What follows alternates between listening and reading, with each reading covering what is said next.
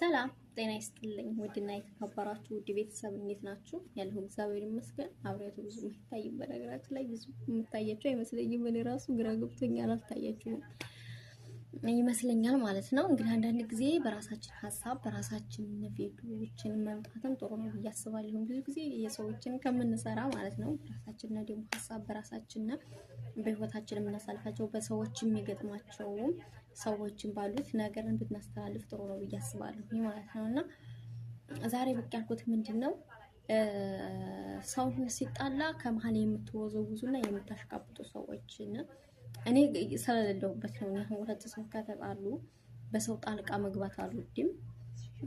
አንዱ መስያ አንዱ ማክሮፍ አንዱ እንትን ብዬ አልወድምም አድርጌውም አላውቅም። ሁለተኛ ደግሞ ምንድነው አንዱ ገድፎ ከአንዱ ጋር መጣላትም አይመቸኝም እና አንዳንድ ሰዎች እነዚህ ሰለማይ ነው ማለት ነውና ለነሱ ሰው ከቻለ ማስታረቅ ካልቻለ ደግሞ ያንንም ሰላም ይሄንም ሰላም ብለው ጸጥ ማለት ይሻላል ብዬ አስባለሁ። ሌላው ነገር ምንድነው በጓደኛችሁ በፍቅረኛችሁ በተለያየ ነገርም ያን የሴትም ጓደኛ ወንድም ጓደኛ ሊሆን ይችላል ፍቅረኛ ሊሆን ይችላል እንዲሁም በሆነ ቦታ የምትተዋወቁ ሰው ሊሆን ይችላል። በዛ ጊዜ ግጭት ይኖራል። በነገራችን ላይ እንኳን ግጭት ከሰው ጋራ እግርና እግራችን ይጋጫል አይደል እንዴ? እንኳን ሰው ሆነና ማለት ነው።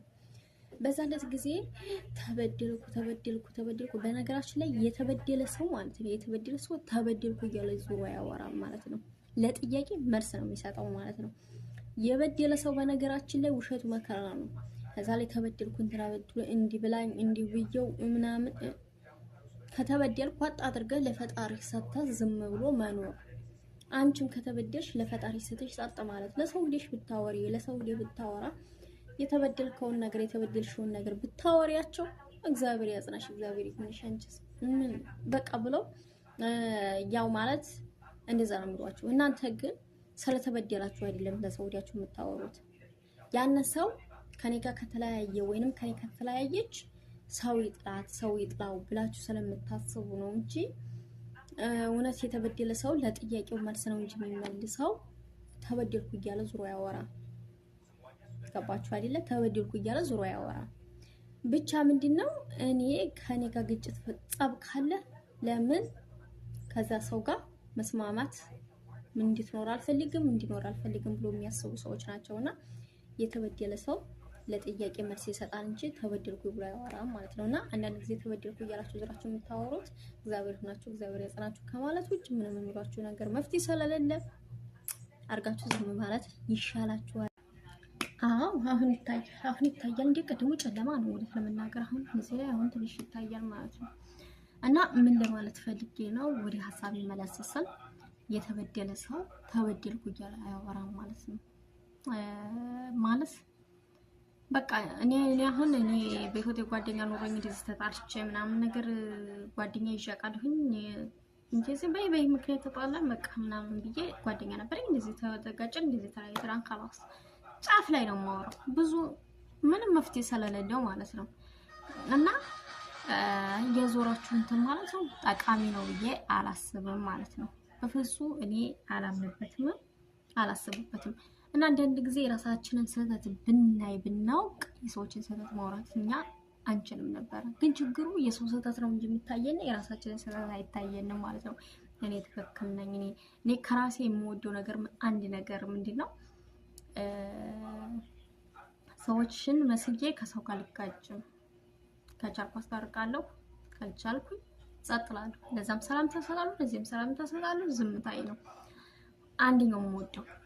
ሁለተኛ የምወደው ከራሴ የምወደው እንዲህ ነው ብዬ ሰዎችን ለማጣላት እንደዚህ እንትና ኮኒናት ተካሪ ኮኒ ነው ብዬ ሰዎችን ለማጣላት በጣም አልሞክረውም አላድርገውም አድርገውም አላውቅም።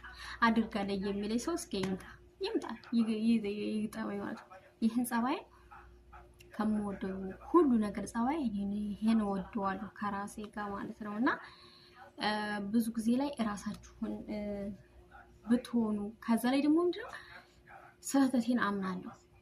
ምሳሌ ከሰዎች ጋር በስህተት ነገር እኔ ትክክል ነኝ ብዬ በማደርጋቸው ነገሮች ማለት ነው። በሆነ ጊዜ ትክክል ነኝ ብዬ ነው የማደርጋቸው፣ የምቆጣው፣ የምጣለውም ነገር ግጭት የምፈጥረው። ግን ግጭትን ብፈጥራትም በኋላ ላይ ግን እውነታውን ሳቅ ትክክል እንዳልሆንኩ ሳላቅ ጥፋቴን አምናለሁ። ይቅርታ መጠየቅ ካለብኝ ይቅርታ ጠይቃለሁ። አይ ከሌ እኮ ትክክል ነበር የራሴ ስህተት ነበር ብዬ ራሴን አምናለሁ ማለት ነው። በጣም አምናለሁ ወይ እና በዚህ ጸባይም በጣም ነው የምወደው።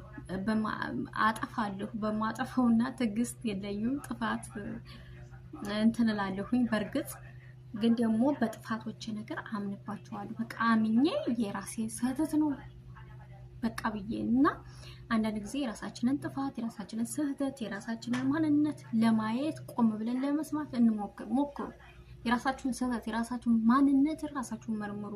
የሰዎችን ብቻ ስህተት አይታችሁ የሰዎችን መጥፎነትን ከማለት እኔ ማን ነኝ በሉ ማለት ነው። ራሴ ማን ነኝ ስትሉ የሰዎችን ማንነት ታውቃላችሁ ማለት ነውና ሁልጊዜ የራሳችሁን ስህተት ደብቃችሁ የሰዎችን